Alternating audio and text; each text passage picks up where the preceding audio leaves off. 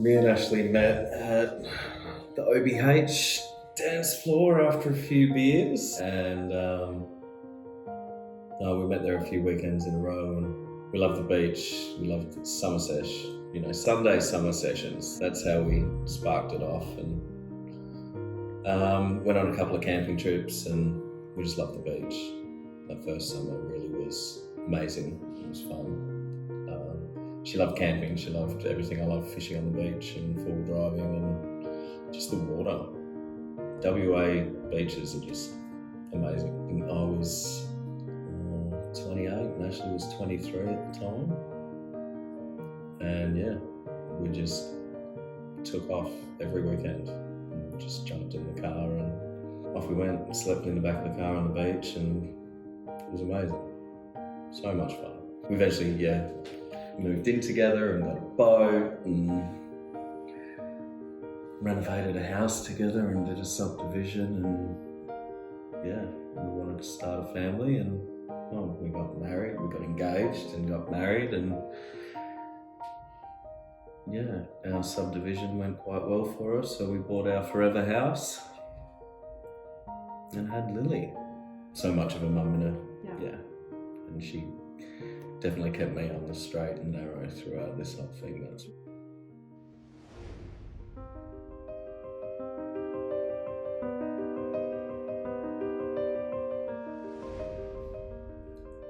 I had already known Simon for quite a while. He took care of my super, and I always had an insurance policy for income protection in case anything happened, and thank God we did. And it wasn't. I actually still remember coming down. She didn't want to come. Really? She's like, "Oh, can't you do it without me?" And she just. It was not, but 2 hours out of our day to drive down here, sort it out, sign some forms, and it was done. And it's easy. But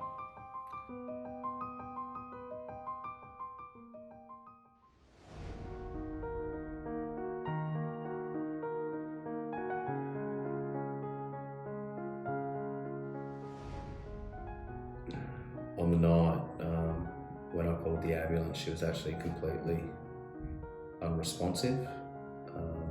So we got her up to the hospital, and the doctors, we knew nothing for 5 days. And then we got the diagnosis finally after lumbar punctures and all sorts of every test under the sun. Within 24 hours of finding that out, they induced her into a coma, so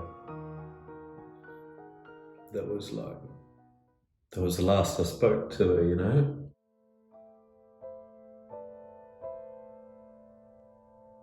So she was transferred from Midland to Royal Perth, intubated. And there she stayed for another 11 months until she finally passed away. So it was just a slow decline the whole way. We had hope at first, and it was just one blow after the next, and it was just a one-way downward hill. We had a few positive signs, but it wasn't actually the disease itself that killed her, it was the complications from multiple infections.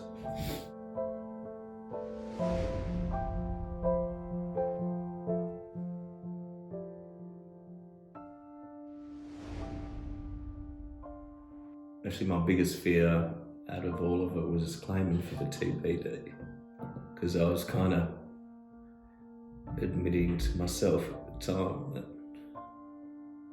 she was gonna be disabled. So,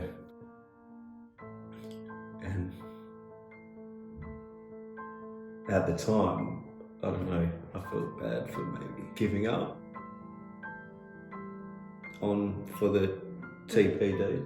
I mean, the trauma one wasn't, because I mean, we still had so much hope and everything, but you know, I knew these obviously never doing it before, you don't know the process, but just to chat with, you know, called Simon and just a quick chat with him, and he just said, mate, go do what you need to do at the hospital. He got some things together, and it was just, give me a call. I'll give you a call in a couple of weeks and see how you're going. And once, because we never really knew where Ashlee was at, it was a hard thing on when to, the doctors couldn't tell us. No one could tell us. And I guess that was the brutal, you know, as if it wasn't hard enough already. But you guys knew when to say, no, I think it's time we get this paperwork together. Yeah. And I was actually relying on you guys to to tell me, no, we're going to do this. Come in and sign some forms. And Ruth was bloody amazing. Emailing the hospital for me to get the doctor's stuff. Like I didn't have to lift a finger. Simon would say, Ryan, when are you free this week? I need you to come in and sign some forms. And that was as far as it went.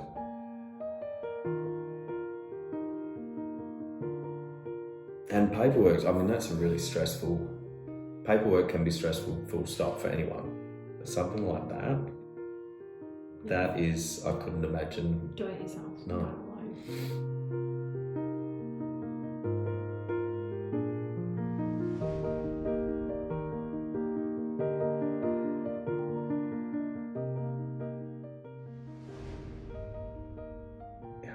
I mean, you should know, but you just know you're very empathetic, and of course, so you believe in what you do too. Yeah, so absolutely. it's you know,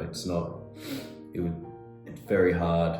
I've had to deal with a whole lot of other types of paperwork, government departments and bodies over death certificates. They just don't get it. It's you're at the wrong department. Do this. Call this person. You're on. You know, they all just want the same thing. Very simple. Just the ability to choose my new life. The hardest thing about all the stuff that me and Ashlee had created is that you're just constantly reminded of it. It's not that I didn't want to live that life, it's just too hard to, you know, it's too hard to live in that house. But the ability to move forward how I want to. If I didn't have this, I'd still be in that house. I'd still be in the same job, working the same hours. My ability to look after Lily when I get home would be, I'd keep a house over it. And it's just not, Lily's the one that, even though she won't remember, I feel worse for Lily, you know, not having a mum. So, but I get to now just do all those things that have come slightly unnatural to a father.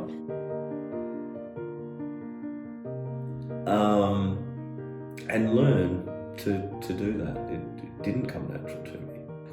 And, you know, if I still had to work, I wouldn't be who I am now, and I wouldn't be as calm and relaxed with Lily. And Lily wouldn't be as calm and relaxed as she is.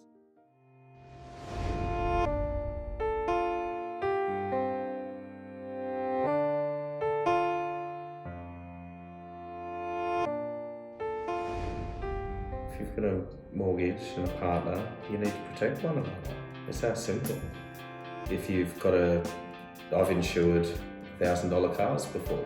Not for my car, but it costs less to insure yourself.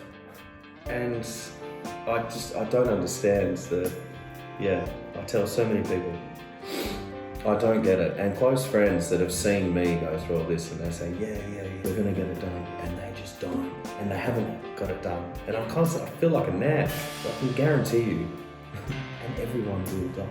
It's guaranteed. We don't think when we're young and you know in our prime of our lives and with kids, but I guarantee it. No one can argue with that. I don't understand it.